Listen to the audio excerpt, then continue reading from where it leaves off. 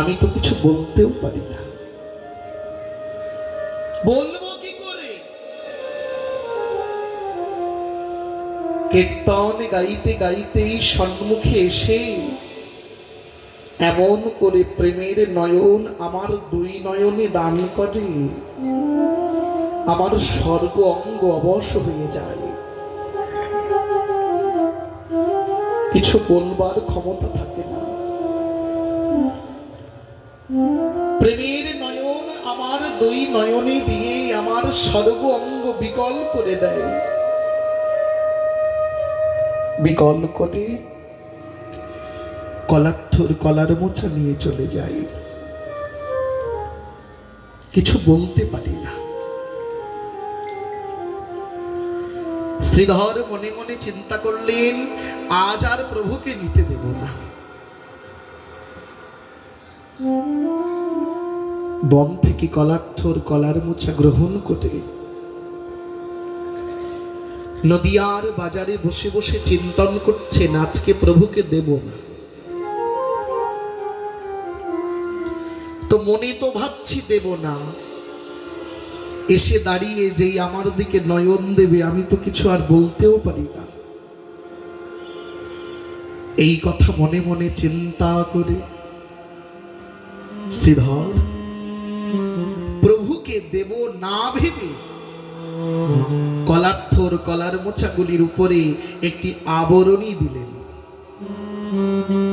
ঢেকে দিয়েছে। কলার্থর কলার মোছা ঢেকে দিয়ে মনে মনে চিন্তা করছেন, দেখতে না পেলে তো নেবে না। আচ্ছা, কলার্থর কলার মোছা ঢাকলাম, কিন্তু আমি যে শ্রীধর বসে আছি এ তো প্রভু দেখবে, আর আমাকে দেখলে প্রভু আপনা হতেই বুঝে যাবে। শ্রীধর যখন বসে আছে তো কলার্থর কলার মোছাও আছে। তাই কি করলেন, একটি বস্ত্র দিয়ে কলার্থর মোছা ঢাকলেন, আরেকটি কাপড় নিজের মাথায় চাপা দিয়ে অবনত মস্তকে নিজেকে লুকিয়ে রাখলেন। দেখছেন দূর থেকে প্রভু সংকীর্তন গাইতে গাইতে আসছেন। সংকীর্তনে মূরতি ভক্তবৃন্দ সঙ্গে করি, সংকীর্তনে মেতে উঠে নগর কীর্তনে গাইতে গাইতে, হে মেদণ্ড বাহু তুলে বদনে হরি বলে বলে, গৌরে হরি ছুটে আসছেন কীর্তনে গাইতে গাইতে। শ্রীধর দেখছে ওই তো আসছে, লুকাতে হবে। নিজেকে লুকালেন, কলার্থর মোচাও ঢাকলেন। আমা প্রভু কিন্তু আজকে এলেন, তবে শ্রীধরের সম্মুখে দাঁড়ালেন না। কি করলেন, সম্মুখ দিয়ে হেঁটে চলে গেলেন। বেশ কিছুটা দূরে যাওয়ার পরে শ্রীধর মনে মনে চিন্তা করছে, বাবা এই তো ভালো হলো, আজকে আর প্রভু নিতে পারলেন না, নিয়ে গেলেন না, বিক্রয় হবে। তাহলে বিক্রয় করতে গেলে ঢাকা দিয়ে রাখলে তো বিক্রয় হয় না। প্রভু যখন চলে গেলেন আবরণীটা তুলে নিলেন। বিক্রয়ের অভিলাষে আবরণী মুক্ত করে যখন বসেছেন, ওমা বলা নেই কওয়া নেই, পেছন দিক থেকে এসে একটি কলার্থর কলার মোচা তুলে ধরেছে। এ কি প্রভু তুমি? এই না চলে গেলে, কোত্থেকে এলে? প্রভু ডেকে বলছে, শ্রীধর আমাকে তোমার এত ভয়, আমাকে তোমার এত ভয়? শ্রীধর বলছে, পাবো না। তুমি কি জানো না প্রতিদিন এমন করে আমার থেকে কলার্থর মোচা নিয়ে যাও, অথচ পয়সা দাও না। প্রভু, আমার যে সংসার চলে না, এ কি তুমি বোঝো না?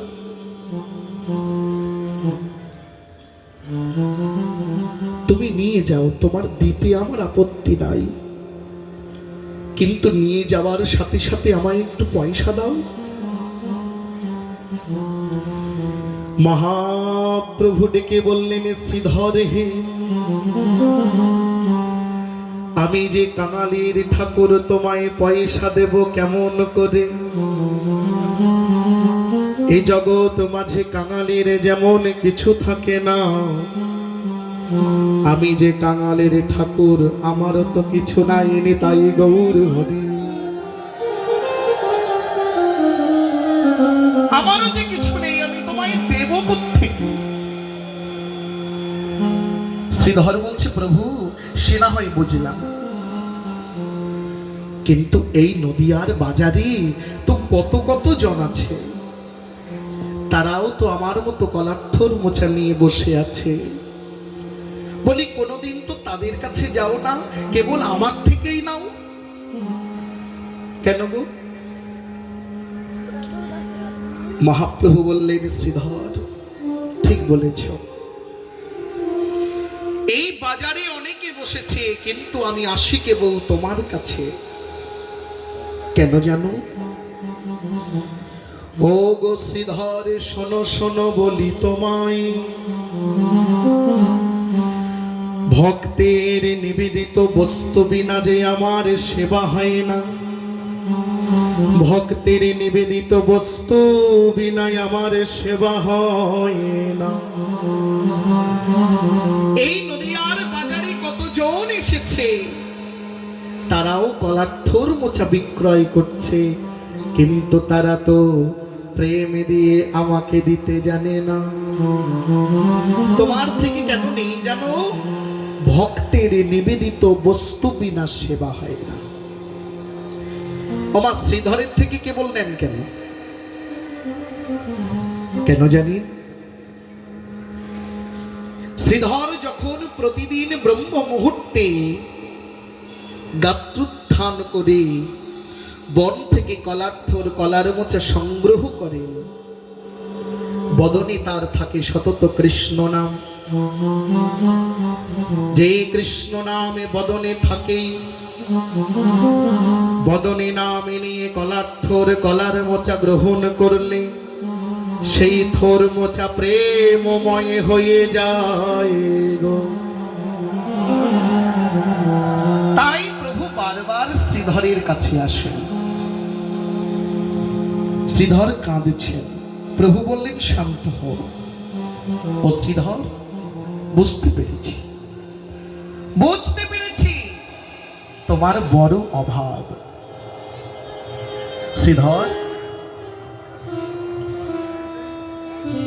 তোমার এত অভাব যখন, আজকে মধ্যাহ্নের পরে ওই শ্রীবাস অঙ্গনে দেখা করো।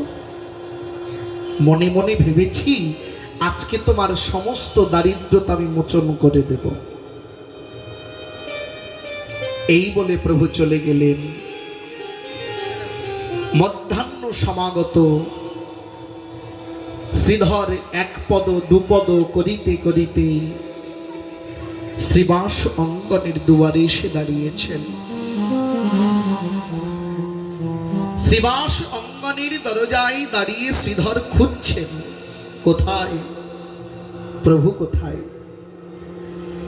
চারিদিকে অন্বেষণ করছেন, কিন্তু গৌরহরিকে দেখছেন না। কি দেখছেন? দেখছেন ইতিপূর্বে এমন সংকীর্তন হয়েছে, যার প্রভাবে শ্রীবাস অঙ্গনের মধ্যে ভক্তগণ ধুলায় পড়ে কেঁদে গলা গড়িয়ে দিচ্ছে। প্রভু নাই, গৌর কোথায়? কাউকে যে জিজ্ঞাসা করব, এই উত্তরটা দেওয়ার মতো অবস্থাতেই তো কেউ নাই। তাই ধীরে ধীরে শ্রীবাস অঙ্গনের ভিতরে প্রবেশ করে মহাপ্রভুকে খুঁজতে খুঁজতে এসে দাঁড়ালেন শ্রীবাস অঙ্গনের দক্ষিণ ভাগে। যে মেরে শ্রীবাস অঙ্গনের দক্ষিণ ভাগে শ্রীধরে গিয়ে দাঁড়াইলেন, দুই নয়নে দেখলেন শ্রীবাস অঙ্গনে দক্ষিণ ভাগে রাখাই আছে রজত কাঞ্চন খসিত বিষ্ণু আসন। বিষ্ণু আসন, মণিরত্ন খচিত একটি বিষ্ণু আসন দেখতে পেলেন। বিষ্ণু আসন দর্শন করে পরক্ষণে কাছে এগিয়ে যেতে শ্রীধর দেখলেন সেই মণিকাঞ্চন খচিত বিষ্ণু আসনে চতুর্ভুজ মূরতি বিষ্ণু ভগবান বসে রয়েছেন। নিতাই গৌর হরি।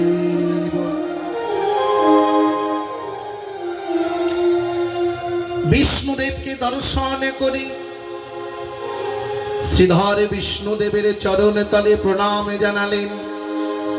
যেই বিষ্ণুদেবের চরণে প্রণাম জানিয়ে বদন তুলে চাইলেন, সঙ্গে সঙ্গে চেয়ে দেখলেন আসনে আর বিষ্ণুদেব নাই।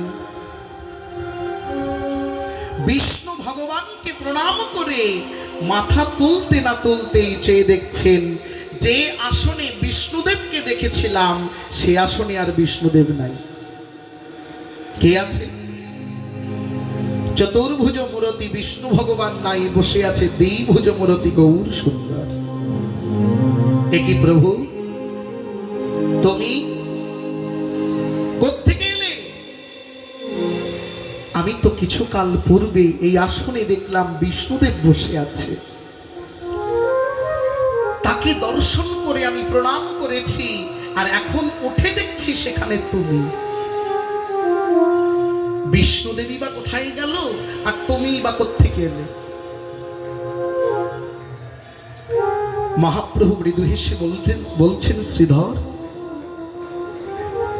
এ তত্ত্ব জেনে তোমার কি হবে? তুমি শ্রীবাস অঙ্গনে এসেছো তোমার দারিদ্রতা মোচন করতে, পয়সা নিতে। যে দেখো, নদিয়ার বাজারের পথে আমি ছিলাম কাঙালের ঠাকুর, সেখানে আমি তোমায় পয়সা দিতে পারিনি। কিন্তু শ্রীধর, এখন চেয়ে দেখো আমি বসে আছি বিষ্ণু আসনে। জানো তো, বিষ্ণু আসন হলো ঐশ্বর্যের আসন। কি বাবা? বিষ্ণু আসন হলো ঐশ্বর্যের আসন। সেই ঐশ্বর্যের আসনে আমি বসে আছি। এখন তুমি আমার কাছে যত ধন চাইবে আমি তোমায় দিতে পারবো। নিতাই গৌর হরি। বলো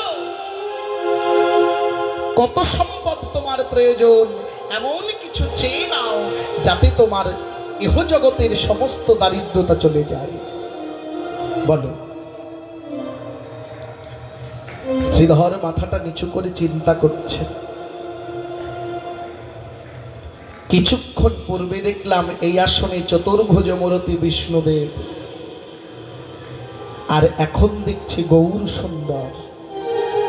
তাহলে বিষ্ণুদেবী বা কে আর আমার গৌর হরি বা কে? মনে মনে ভাবছে। মহাপ্রভু পুনরায় ডাক দিয়েছে, কই বসে আছো যে? বলো, চেয়ে নাও, তাড়াতাড়ি চেয়ে নাও। শ্রীধর দুটি নয়ন জলে বগু ভাসিয়ে ডেকে বলছেন, প্রভু চাইব? হ্যাঁ, চাইতেই তো এসেছি, কিন্তু যে ধন চাইতে এসেছি সেই ধন এখন চাইতে পারছি না। কেন জানো? এখন পেয়েছি অন্য এক ধনের সন্ধান। আগে আমায় সেই সন্ধানের কথা বলো, তবে ভেবে দেখব কোন ধন চাইব। বলি কেমন কথা বাবা? দেখবেন এই জাগতিক জগতে কোন একটি মূল্যবান ধন তখনই অপ্রয়োজনীয় হয়ে যায়, তখনই আর মূল্যবান থাকে না। কখন? যখন তার থেকে বেশি বড় ধন প্রাপ্তি হয়। আমি যদি একটু দৃষ্টান্ত দিই, মনে করুন আমার এক তামার আংটি কেনার পয়সা নেই। তামার আংটি দেখেছেন তো, কেনার পয়সা নেই। তো আপনি যদি আমাকে একটা তামার আংটি দেন, আমার কাছে কত যত্নের, কেন আমার তো পয়সা নেই, ক্ষমতা নেই। তাহলে এই তামার আংটিটা আমার কাছে কত যত্নের। আচ্ছা বলুন তো, কোনোদিন যদি আমার রূপোর আংটি কেনার ক্ষমতা হয়, তখন কি ওই তামার আংটিটা আমার কাছে মূল্যবান থাকবে গো? থাকবে? তখন মূল্যবান হয়ে যাবে রূপোর আংটি, তাই না? আবার যেদিন আমার সোনা কিনবার ক্ষমতা হবে, সেদিন কিন্তু এই রূপোটা আর মূল্যবান থাকবে না, সেদিন সোনাটা আমার কাছে মূল্যবান। কিন্তু যেদিন আমার হিরে কেনার ক্ষমতা হবে, সেদিন সোনাটাও আমার কাছে মূল্যহীন হয়ে যাবে। তাহলে মূল্যবান তখনই মূল্যহীন হয়ে যায় যখন তার চেয়ে বড় কোনো ধন প্রাপ্তি হয়। মহাপ্রভু ডেকে বলছেন, শোনো শ্রীধর, আমি একসাথে দুইটি ধন দান করব না। কেন? শোনো শ্রীধর, আমি তো একসঙ্গে তোমায় দুইটি ধন দেব না। আগে বলো কোন ধন তুমি চাও? যে ধন নিতে এসেছো সেই ধন দেওয়ার জন্য আমি বসে আছি বিষ্ণু আসনে। এখন তুমি আমার কাছে যত জাগতিক ধন চাইবে আমি তোমায় দিতে পারি, চেয়ে নাও, এমন চেয়ে নাও যাতে তোমার জাগতিক জগতের অভাব মিটে যায়। শুধু গৌর ভক্তমণ্ডলী একটু লক্ষ্য করে দেখবেন, জাগতিক জগতের ধন আমাদের প্রয়োজন আছে, তবে প্রয়োজন আর মোহ এক জিনিস নয়। মোহ আর প্রয়োজন দুটো কি এক নয়? কেন না? প্রয়োজনকে মেটানো যায়, মোহকে মেটানো যায় না। একটা সময় আপনার প্রয়োজন মিটে যাবে, যে এই কর্মটা করতে গেলে আমার এই অর্থের প্রয়োজন, সেই অর্থ পেলে আপনার প্রয়োজনটা মিটে যাবে। কিন্তু মোহ যার জন্মে, সেই মোহ কখনো মেটানো যায় না, যত আসে তত মোহ বেড়ে যায়।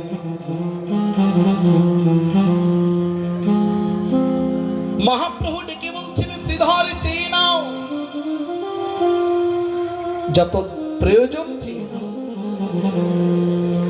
শ্রীধর বলছেন, প্রভু ওই ধন পরে নেব, আগে যে ধনের সন্ধান পেয়েছি দাও তো। কিছুক্ষণে আগে দেখলাম বিষ্ণুদেবে বসে, এখন দেখলাম দ্বিভুজ মূরতি গৌর আবেশে।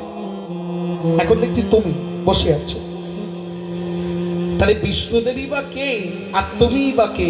আমি কি যা ভাবছি তা সত্যি? শ্রীধর মনে মনে চিন্তা করছে। মহাপ্রভু বলছেন, দেখো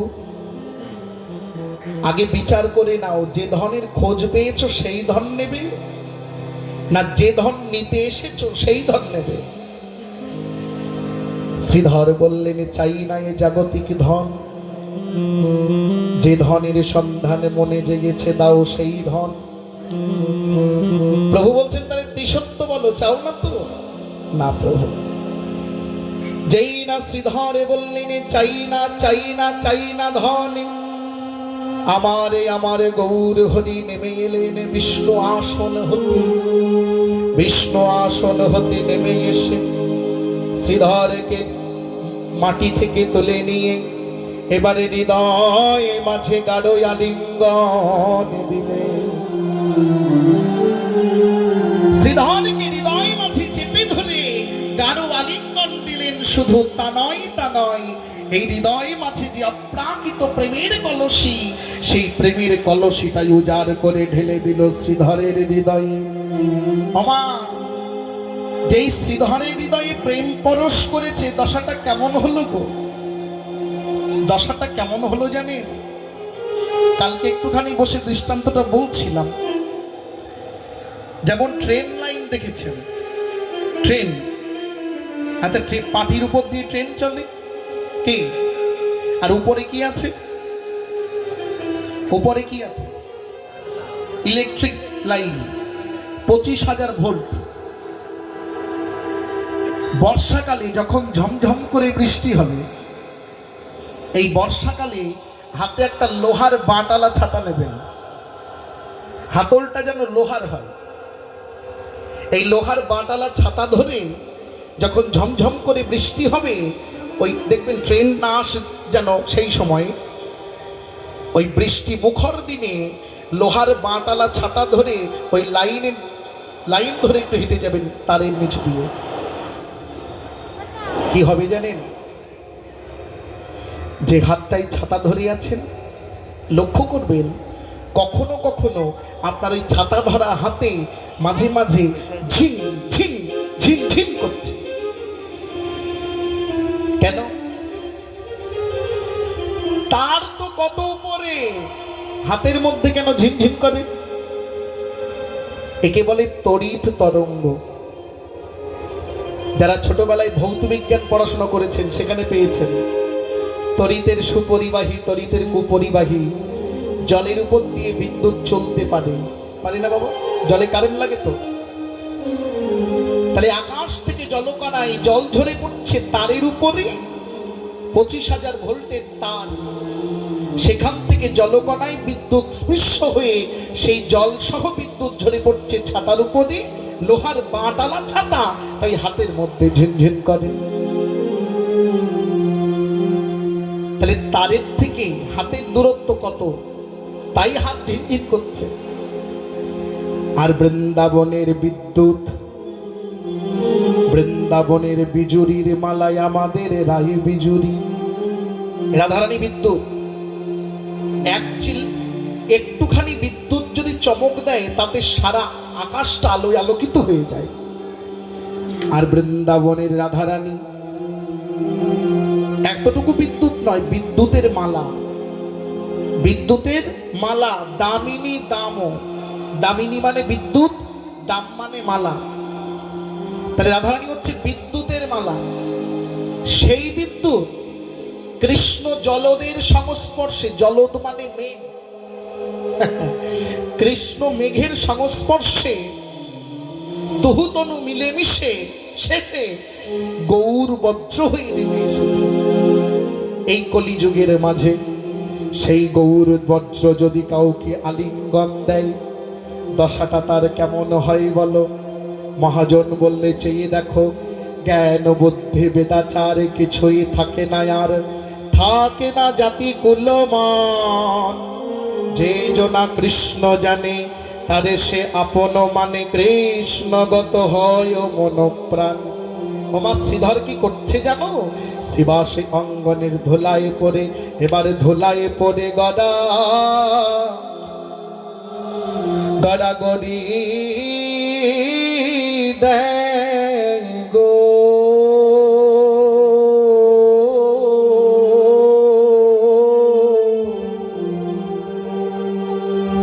ওগো ধুলাই পড়ে গড়া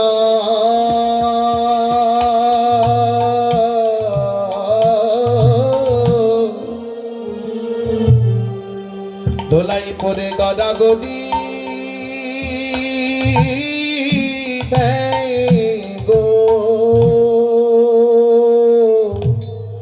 ও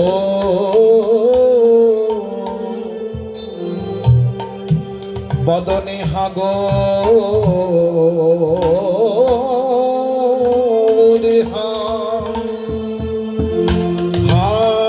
গৌর বলে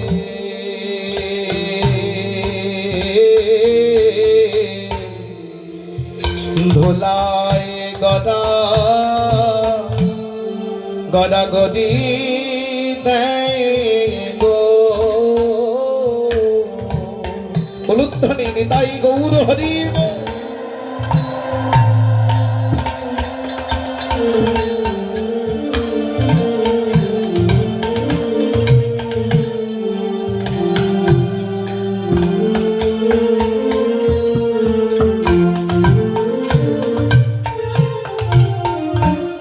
চরম ধুলি অঙ্গে মাখতে হবে। কেন?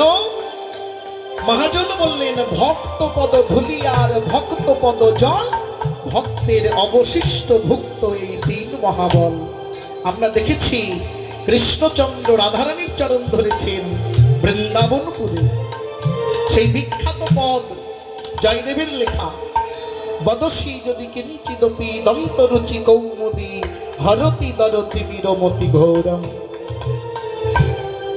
এই পদের মধ্যে সেই বিখ্যাত লাইন, স্মর গরল খণ্ডনম, বাজাও, মম শিরসি মণ্ডনম দেহি পদ পল্লবম মুদারম। মানে কি?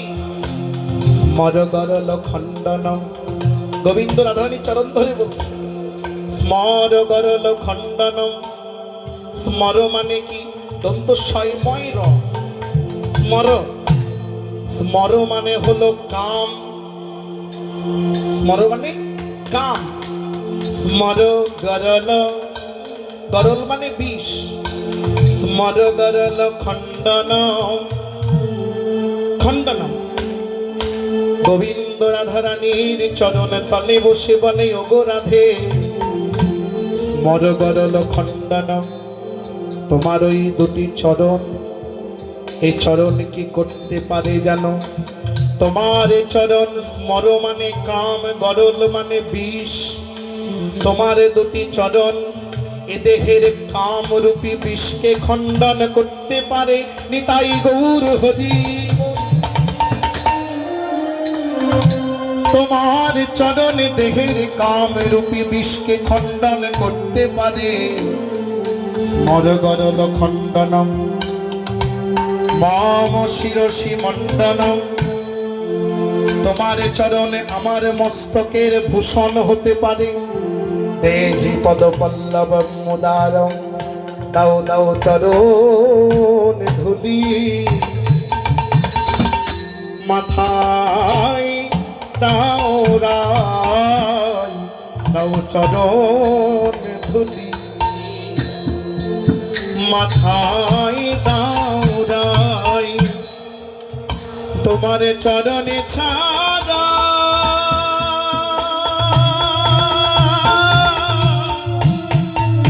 নানা করো নাহি।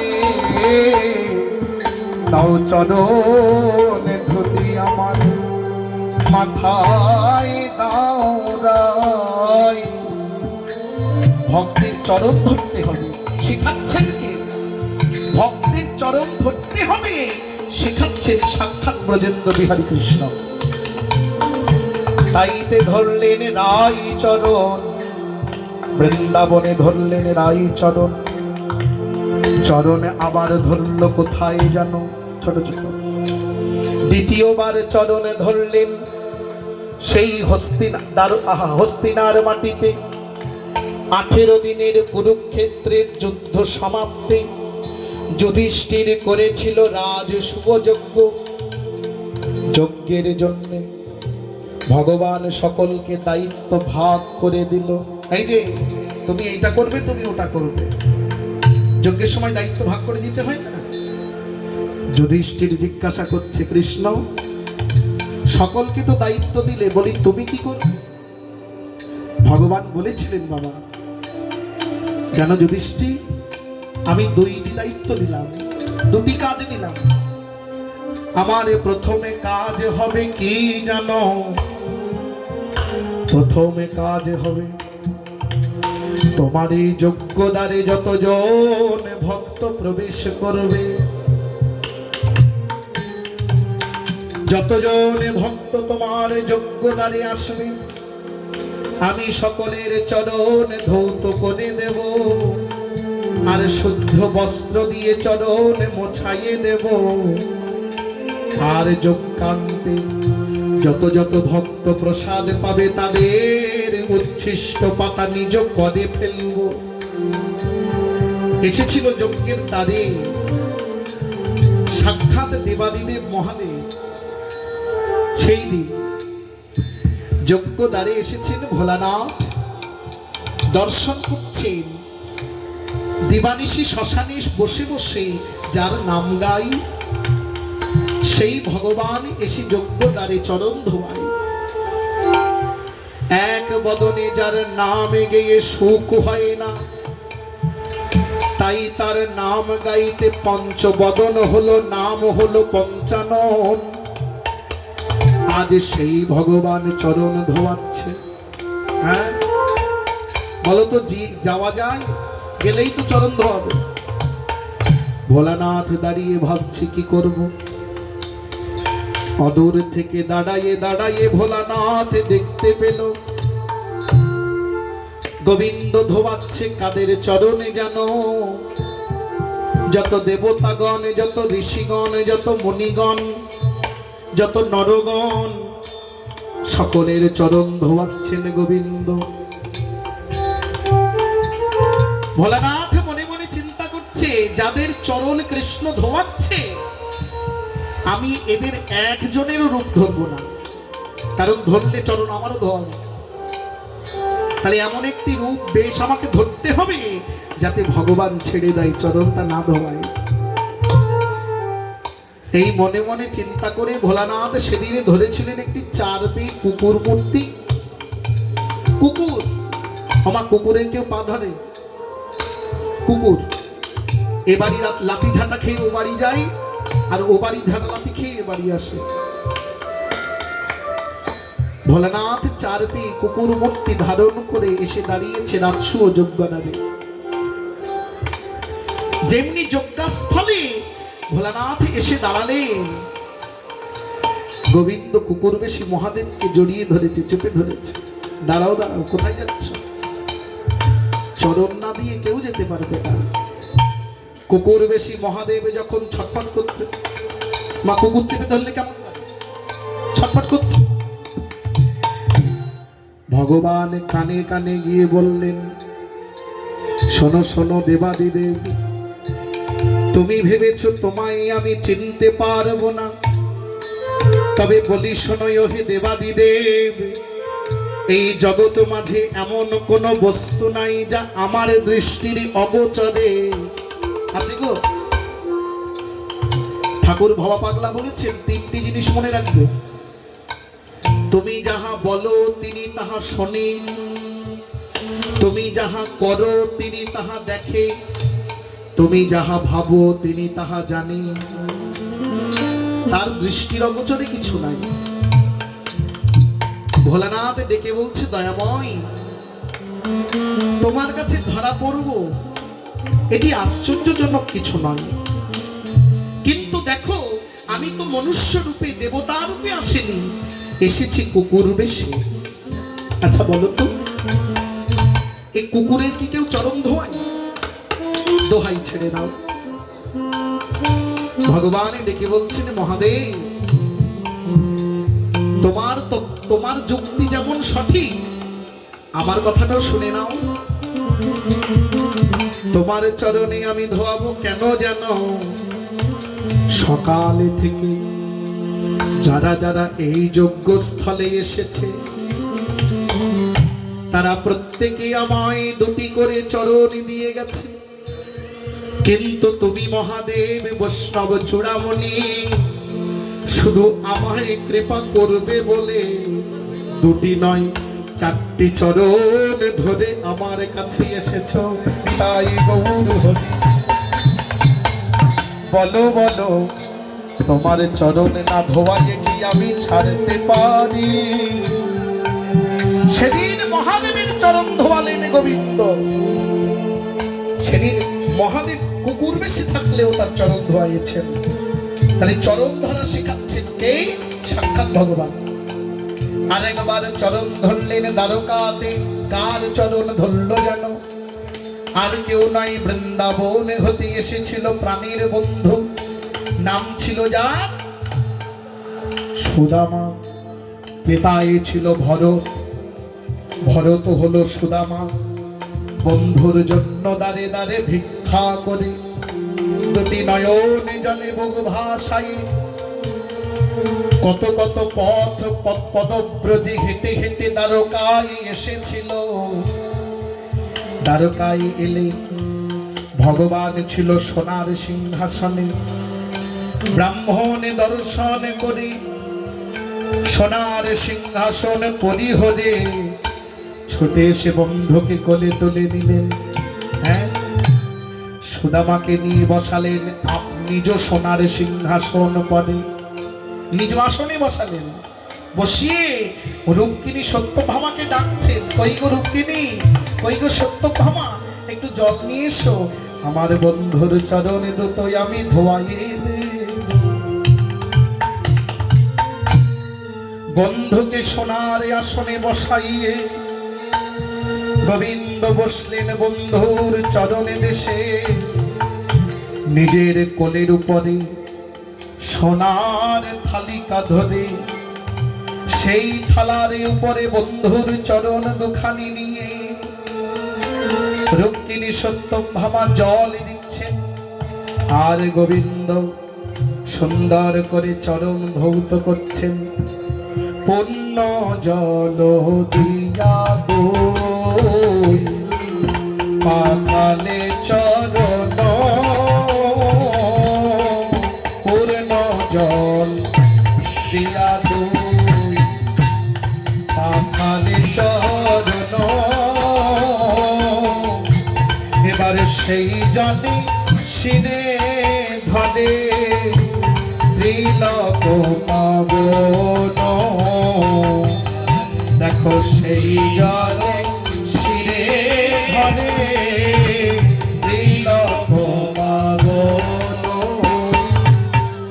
ভক্তের চরণ জল সেদিন ভগবানও মাথায় দিয়েছেন, তাই শাস্ত্রে বললেন ভক্তপদ ধুলিয়ার ভক্তপদ জল, ভক্তের অবশিষ্ট ভুক্ত তিন মহাবল। শ্রী গৌর ভক্ত মণ্ডলী, আমরাও যেন এমন করে ভক্তের চরণ ধরতে পারি। হরি হরি বল, যেন ভক্তের চরণ ধরতে পারি, ভক্তের চরণ ধরতে পারি, সেই চরণে ধুলি শিরে রাখতে পারি, ভক্তের চরণ ধরতে পারি, চরণ ধুলি শিরে রাখতে পারি।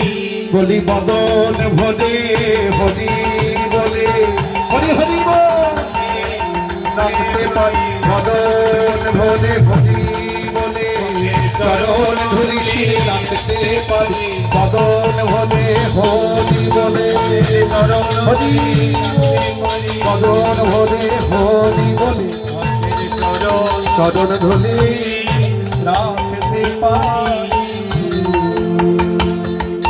যদি তাই আজ তেমনি শ্রীধর গৌর চরণ পেয়ে ধন্য হলো। আজ আমরা এইখানেই পাঠ বিশ্রাম রাখছি। এবার সকল ভক্তগণ এসেছেন, আমরা শুধু গৌর ভক্ত মণ্ডলী, এবার আমরা একটু কেক প্রসাদ